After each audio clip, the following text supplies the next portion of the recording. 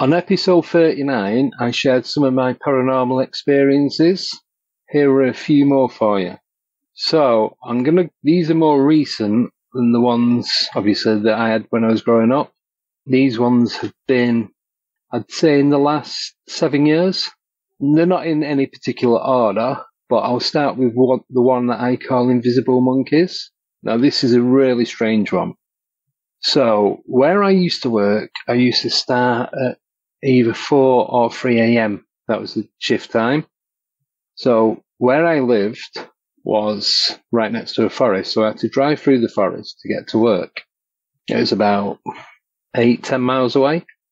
I think it was starting at 4 o'clock, so I'd get up at 3 a.m. I'd be out of the house and in the car for about 20 past 3. So I'm driving along a few country roads, no sidewalks, pavements, or anything like that. It's all just grass, bushes, and trees. Gone through the forest, got onto what you call the main road, going through all the villages and that. And then I was coming out of one county, which is Northampton, into the next county, which is Buckingham. As I'm going down these roads, they start bending, so you do have to slow right down because there's a couple of tight bends.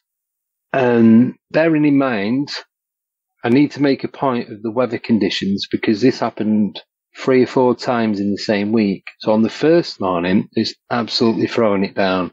It was that bad, it was like driving through a waterfall. So as my headlights are bouncing back off the rain, it literally looked like a waterfall.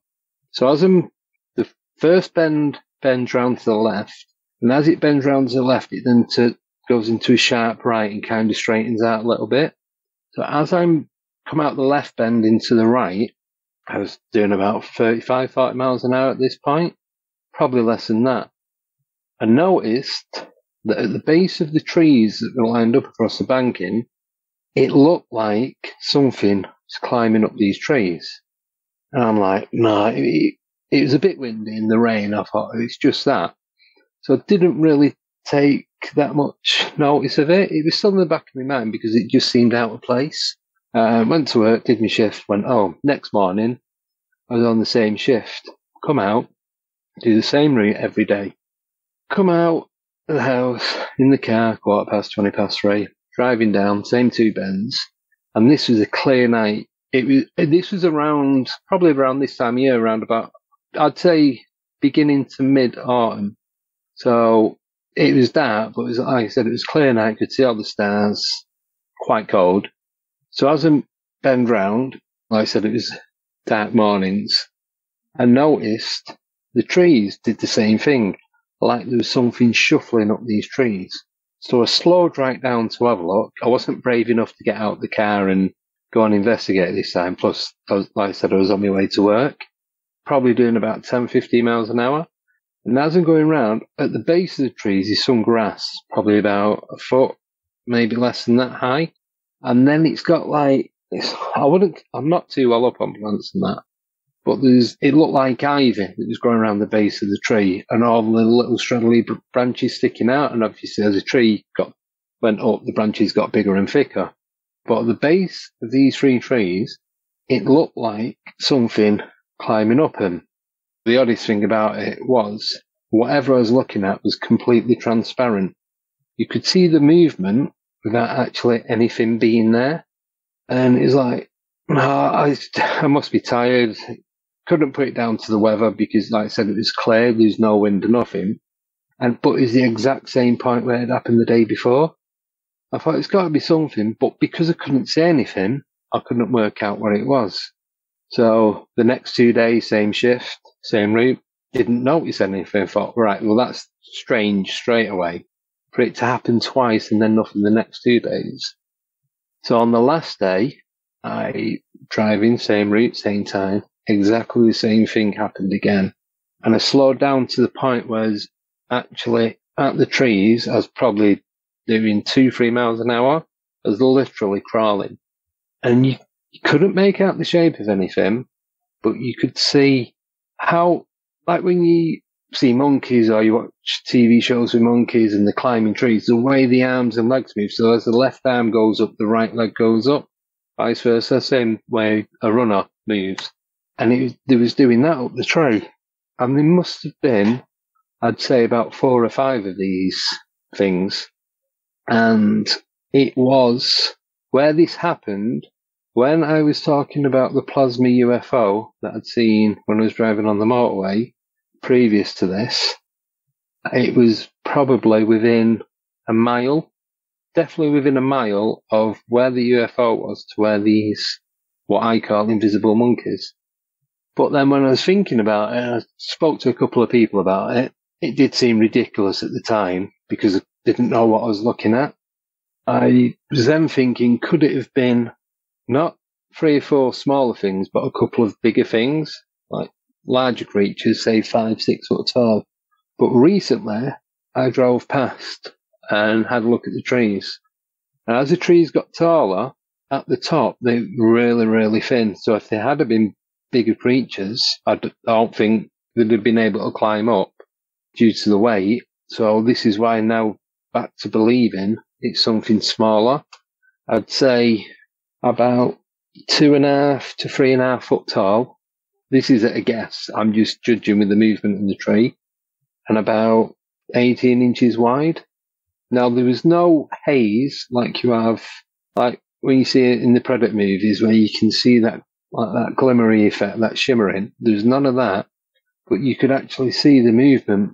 But looking back to the first day, like I said, it's absolutely throwing it down. Where the rain was coming down, I kind of noticed it more then because the rain was not going through them, if that makes sense.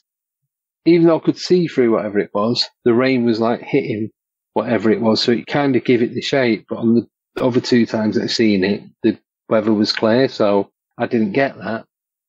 Still don't know what it was. I didn't put the windows down. It was literally it wasn't middle of nowhere. I'd say the nearest village was about a mile and a half. I know it's not far, but it is if you have to walk. And I just wasn't taking any chances. Plus with me, like I mentioned before, that I'd seen that plasma UFO not too far from the same location. So yeah, that was it. But I've driven past that thousands of times before and since and never seen anything like that, whether it was there or anywhere else. But it's just strange how that was happening there, and then the plasma sighting was there, and then all of a sudden nothing. But for those that know the UK, it's not that far off the Great River Ouse, and apparently there's loads of activity up and down the country, all different things going on along that river. So if anyone knows, then it'd be great if you could let me know. Yeah, so that was that one. That was the Invisible Monkeys. The next one, now this is going back a couple of years previous to that. I used to work in a supermarket. A couple of lads, they said they used to go out doing seances and going to different locations and just checking the area and see if you can get anything on camera, any EVPs. Now this one, it's called, I forgot the name of it. It's in Bedfordshire in the UK. It's an old derelict house. So you park up, it's quite a bit of a walk from where you park to where you get there. And there's no windows in it, there's no floors other than the ground floor. You've got all the brickwork structure and then what was the gardens. Even though it's all like just broken down, it's still a beautiful place to go. So, Horton House, it is in Bedfordshire. That was it. There's about 7 or 8 of us. It's quite a big place. There's loads of different rooms, so you could have one person in each room and you won't even see each other, even though there's quite a few of us there. Anyway, at this one point, there's me, a lad called Adam, and a couple of other people, I can't remember their names. We took a mini fold-up table and a glass to use as a plantif. So we put it down. We'd been walking around and trying to get a feel for the place beforehand, probably for about 45 minutes. Then Adam suggested, see if we can contact anyone. This really was the first time that I'd done, I suppose, a seance type thing or a communication to the other side, I suppose. So we're all stood there. So we all got one finger on the glass and Adam starts off. So he's talking, he's asking questions, this, that and the other. And it kind of starts moving. I'm like, at this point I wasn't convinced. I was quite skeptic at the time, especially when it comes to stuff like that. So I was like, right, I'll take your fingers off it, tip your hand over so it's just your fingernail touching it. That way, 100% guarantee that no one's pushing it. If it's just your fingernail on the glass, you try pushing it, it's just going to, your finger's going to slide and not move the glass. So we did that, and it was still going. It was getting more and more active. And there's only, started off with 5 of us. By the time we finished, there was only 3 of us. So there's me, Adam, and I said I can't remember the other people's name. So we're asking questions. We confirmed what yes, no, and don't know was. So I was doing that, and then we got to the more intricate questions about who the person was, what their job was at this house, did they live there, was he part of the staff, so on and so on. And it turns out that the person that we was in contact with used to be one of the maids. Now, according to the information that we got, she works in the kitchens and the gardens, and it kind of transpired that the owner, I don't know if he was having an affair with her, but he was kind of seeing her behind his wife's back. Somebody somewhere found out about this, and she was poisoned, and that's how she died. Now, as it got to this point, this is a really scary bit, so I'm laughing. As it got to this point about how she died, this again was middle of winter, so it was around end of November, beginning of December, and it's freezing in England, if anyone doesn't know. I had about 5 layers on, under like thermals and all that kind of stuff.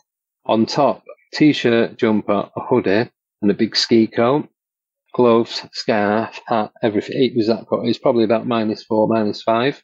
So we're doing this, and then all of a sudden, my throat starts burning, and I just grabbed my scarf, pulling my scarf off, ripped my coat open because it was my throat, the top of my chest, not all the way across my shoulders, but the top half of my chest, and then down the centre towards my stomach.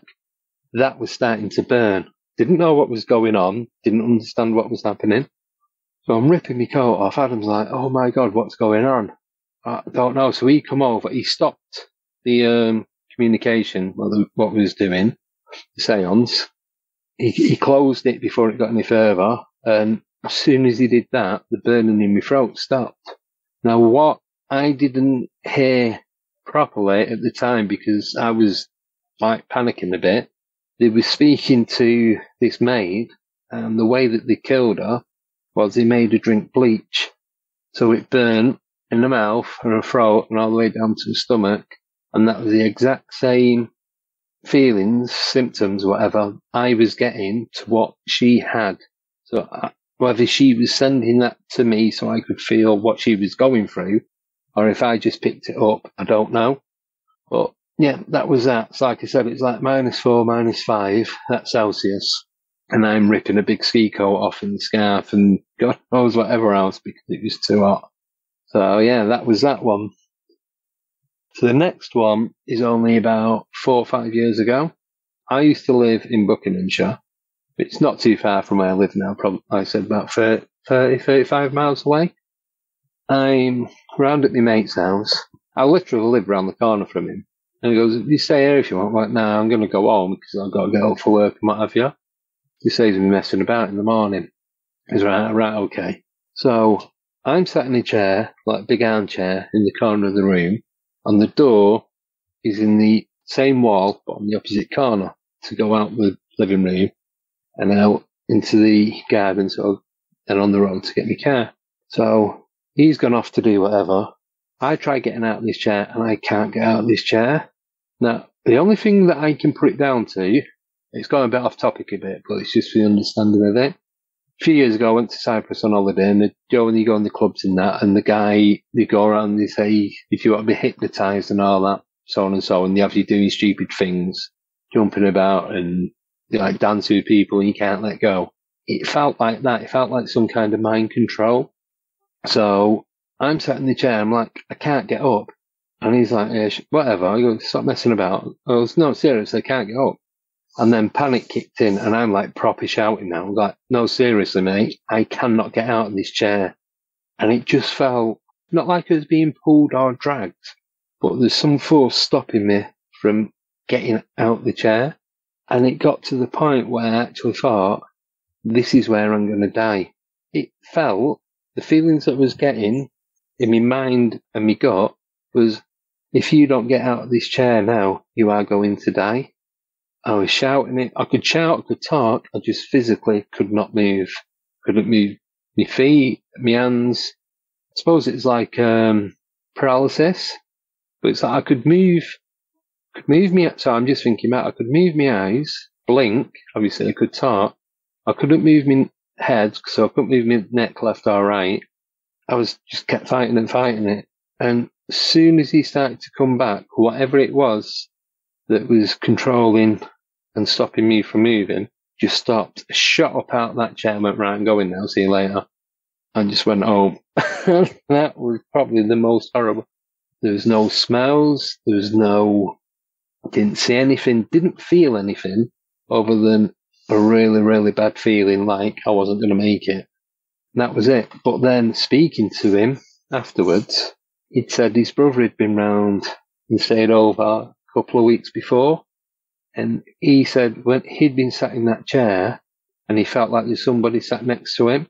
And another time he'd gone to go in that room and he thought he'd seen somebody stood or sat in that corner because the furniture wasn't always in the position that it was when I was there. So whether it was that or not, I don't know, but I reckon it was connected, but he seen something I didn't.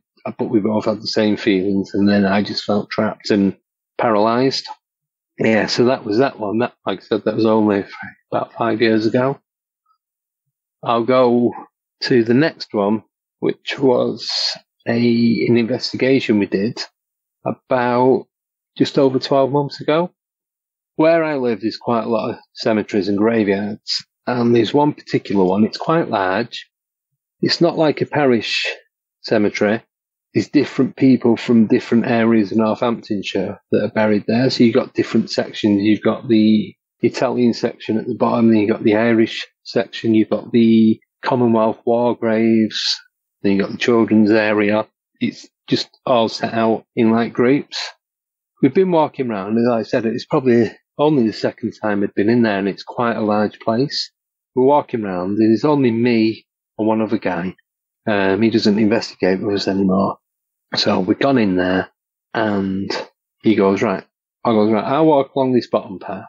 He goes, right, I'll walk along the top, which goes down towards where the chapel is. The chapel's kind of in the middle, but the path that he went up is on a hill. So then, as he's walking up the hill, if he looks left, it drops down, and that's where the chapel is, and it all levels out. Where I was, on his right, it kind of like slopes down, but really shallow. It's not a very steep slope. And then that levels out. So it is quite a large place. So I've got my GoPro on a body harness. I've got my phone and a gimbal filming. Got the torches, got my LED lights, all the setup, radios, the lot.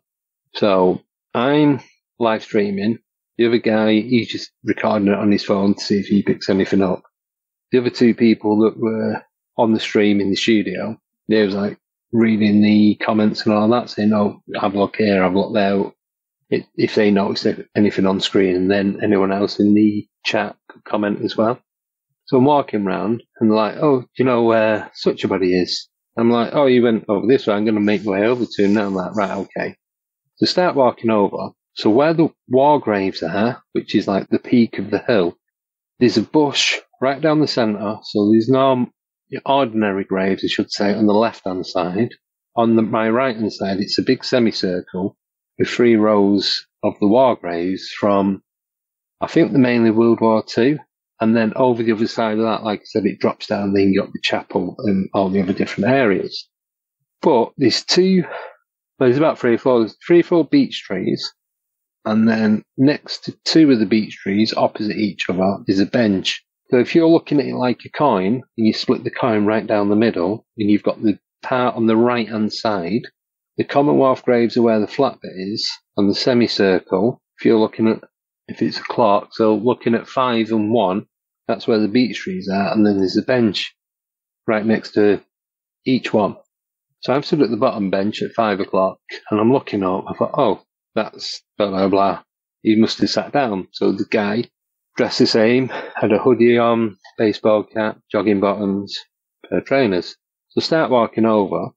I've got my torch. I'm like, oh, it's not him, and I'm blinding him. I'm like, oh, sorry, mate, didn't realise. I thought you were somebody else. So I explained to him what I was doing there.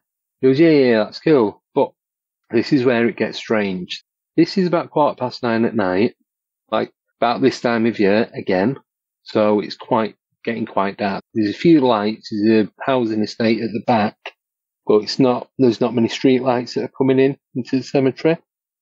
So especially in the middle bit, you've only got like the lanterns that people put on the graves. There are a couple of lights on the roads that go around the cemetery, but not many, and they're not that bright either. So I'm walking over to this guy. To me, he looked about, I'd say, between 22 and 27. Very, very pale white skin and a very strong Dutch accent, but I'd say he spoke fluent English. So I'm talking to him, picked up on his accent straight away. Didn't even think to ask him what he was doing there. Now, I did pick up on, because I thought, oh, he might have been smoking, he might have been drinking. He didn't have any cigarettes or anything else in his hand, couldn't smell anything. There's no cans, no bottles in his hand, nothing on the floor. And he had his cell phone in his right hand. Now, I'm stood on his left-hand side, looking to him from his left. So he's kind of turned his head slightly towards me. So I'm talking to him. Now, the people that are watching this on the stream couldn't see him on the camera, even though I was kind of pointing the camera at him, kind of just in case anything went off. But the GoPro was pointing straight at him. Now, nobody heard the audio off the stream, but when I watched the video back on the GoPro, it picked up the audio and a little bit of the visual as well. Now, when he was sat on the bench, I've got a still photo of this as well. I've got a couple. This is off the stream, but it was weird that no one could see him on the bench during the stream. It wasn't until afterwards, when you watch it back, that you can see him sat on the bench. His left hand and the left-hand side of his face were lit up bright red, bright orange, like lava.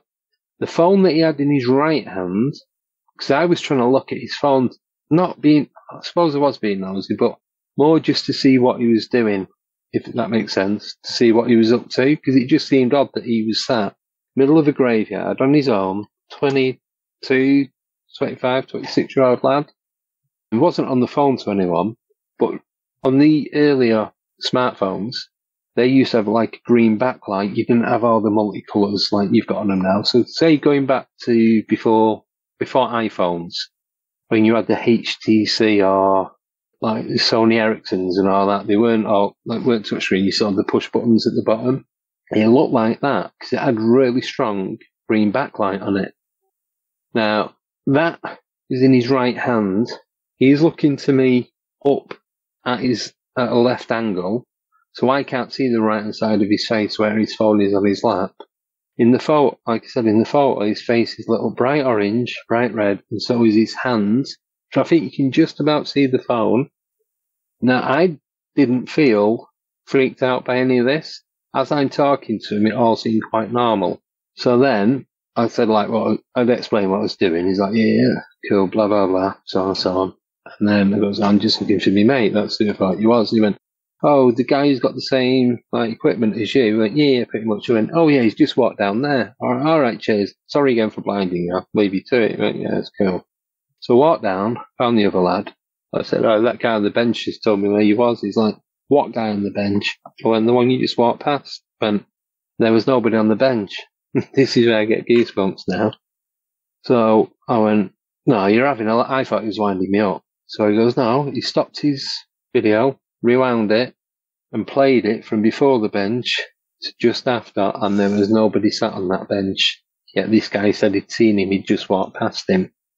Now, the other scary thing was, before I'd met up with the other guy, I just kind of walked away and down, away from him. And it wasn't until I was about 40, 50 foot away, that I started to think, oh, what just happened? None of that made any sense. Kind of felt like I was, for use of a better word, compelled. I didn't feel scared, didn't feel anything, didn't feel uneasy, nothing like that. it just felt normal. As soon as I got away and as I was out of his range, that's when everything started to feel like it shouldn't. So then, so I walked down to the right, then I walked back up over the hill, away so where that guy couldn't see me. That's when I met up with Mark. Sorry about that. And then he showed me the video. Then we went back to the bench. The guy said, I'll show you. He's there. We got to the bench and he wasn't there. Now, there's only 3 things, I think, that could have happened. So the main 2 exits to get out of the cemetery, down past where I walked, and opposite where Mark was, that was the main entrance in. Like I said, you can drive in there. So he would have had to walk past me. The other guy would have seen him walking out, or we would have both seen him walking out, but none of us seen him. And he was just gone. And it was like we both started to kind of like freak out a little bit because we knew it wasn't normal. Now this gets even stranger. So, like I said, camera didn't pick up any audio, but the GoPro did. Now when you listen to the voice back on the GoPro audio, he sounded like he was a 60, 70, 8-year-old old man and not a young lad. Didn't sound anything like he sounded when I was talking to him. And then, obviously, the people in the chat did a bit of research. I looked into it as well. And what we got from that, I don't know how true it is. I don't know. I still, to this day, don't really know what it was I seen. But for him to have pale skin, and then for him to have really pale skin, but then if you pick them up on camera and they're showing that they're glowing, apparently that it's a demon or a fallen angel, or whatever you want to call it. It's like a bad entity. And apparently that's what it was, because of it didn't sound the same when I was talking to him to what was played back on digital audio. No one could see him while sat on the bench. The other guy didn't see him, even though bench guy said he'd seen him, and he walked straight past him. And then a bit later on, we was going to do one last loop of the cemetery. We started walking down and we heard the weirdest, creepiest, it was like a screech. It sounded like it did sound like something out of a horror movie. Say like American Werewolf in London, where he starts transforming and he lets out that rippling scream. It sounded like that, except you could tell it had feminine vocals. It definitely wasn't male. As soon as we heard that, we both went, nope. And we literally, we was just short of running. We was walking that fast. We couldn't get out of there quick enough. And then, we didn't go back there for quite a few weeks. Been back a few times since. Had a bit more activity there. But that was the main one. Like I said, I've got photographic evidence, and there is no reason why he was there or who he was or anything. You just never found out. Done some research in that area. Nothing close to what or who he is, other than, like I said, it was the fallen angel with the colour, pale white and then bright red afterwards. And just his voice being completely different. And there are some graves of European pilots that are buried in the war graves, so maybe he could have been one of them, we don't know. But if I do find out, hopefully I'll be able to let everyone know. So that was that one. Like I said, that was only a year or so ago. And then the latest one, this was just before Christmas. I remember it. It's like it happened yesterday. So there's a place in the UK called, you've got Norfolk, which is a county, and it's right on the east coast. And it's all flatlands. And it's farmlands, woods and forests. And that's pretty much it. It's a few villages, a couple of little towns and cities and that. But I'd say 90% of it's just flat farmland and woods. You've got a lot of pig farms in the area as well. And when I say a lot, I mean hundreds of thousands of pigs. I've never seen so many pigs in one place as that many. So I'm driving from one part of Kings Lynn to another. It's probably about 15, 20 minutes up distance between them. So going down the dual carriageway, like the bypass, and then a turn off and going down this windy country road. Same again, no footpaths. Sunny day, had the windows open a little bit. Driving down, there's another van coming the way, so we're coming up the other way. So we both slowed down so we could pass each other because the roads aren't that wide round there. So we get past, and I noticed on my left-hand side was a pig farm. And as that field was ending, where the gate was, there's a, where you get a woods and it starts up in a triangle shape. So you've got the main point at you, then it spreads out left and right, and then it just tapers off, and then a couple of 100 yards it finishes again. Then you've got more fields. So I've got this pig farm, you can see all the pigs, tractor in there, it's driving out. I got to this point, and so this is on my left hand side. The road kind of starts bending slightly to the right. So as I'm coming round to this bend, to the point of the entrance to the pig farm and the start of this little woods, I noticed something right in front of one of the trees. And the only reason I noticed it is this time of year, trees are very dry and there's no colour to them. They're like a grey, greeny brown colour and just look like there's no life in them. What I seen in front of this was the colour was very high definition. It stood out more than anything else in there. As I'm coming right, looked straight at me. And as I looked at it, I made full eye contact for about 5-6 seconds, both looking directly at each other. I got a message in my head saying, "Oh dear, he seen me." And as soon as I got that, it just completely vanished. Now I thought it was a dog man.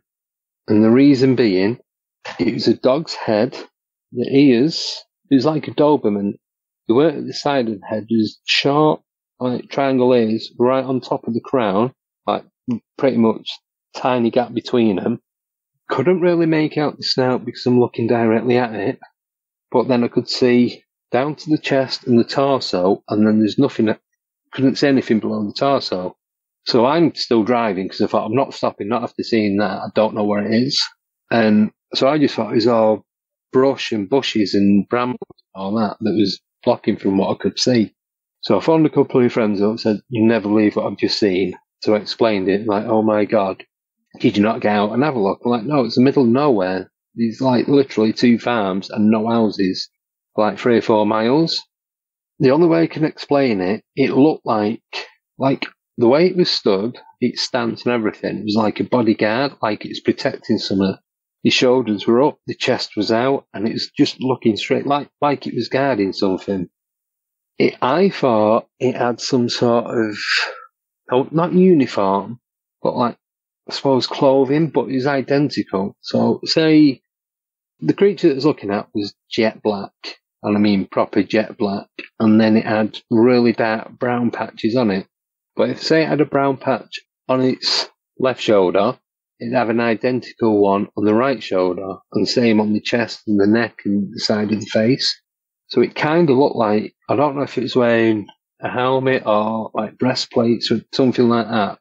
I was staring right into its eyes more than anything else. It was just the facial features, but you could clearly see the muscle definition in the neck, shoulders and chest. The neck, it couldn't have been somebody dressed up. If it was, he'd gone to a lot of trouble to go in the middle of nowhere to dress up like that.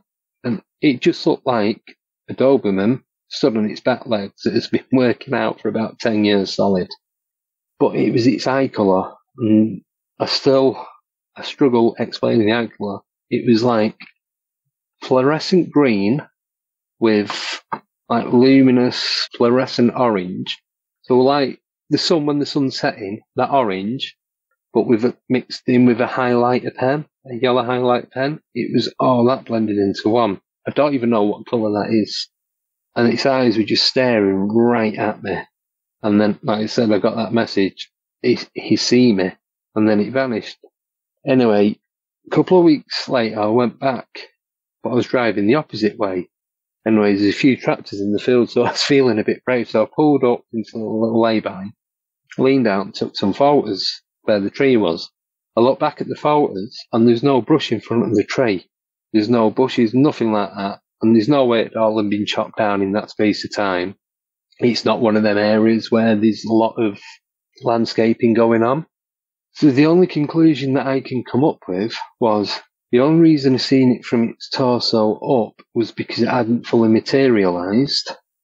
And then as soon as it knew I was looking at it and it completely vanished, it was, imagine you're looking at a glass of water on your table or a desk, and you stare at it, then all of a sudden it's not there. It doesn't move, it doesn't dissolve, it doesn't fade out. It's not there anymore. This did exactly the same thing. It just wasn't there. So that's the only thing I can think of, was either it was guarding something that's in them woods, or something that it had in them woods. I don't know whether these woods are ancient or anything like that. I don't know the history of the area. It's actually on an unnamed road, so I couldn't even give you a road name. And then for it to just completely vanish, and then the eye colour, I cannot explain what the colour is. And then, yeah, it just wasn't there. Like I said, I've been back a few times since then, and I'm always looking out, not just in the area, but around the area. Nothing again. But then, like I said, when I seen it a bit further down, there's another pig farm on the right-hand side. So there's a lot of pig farms. So if it was going there to feed, there's a lot of choice of food in that area. So yeah, so that was pretty much the latest big encounter that I've had. And I think that now brings me up to date with 99% of what I've had experienced in my life. If you've had a paranormal experience and would like to be a guest on the show, please contact us by going to myparax.com. That's myparaex.com. Thanks for listening.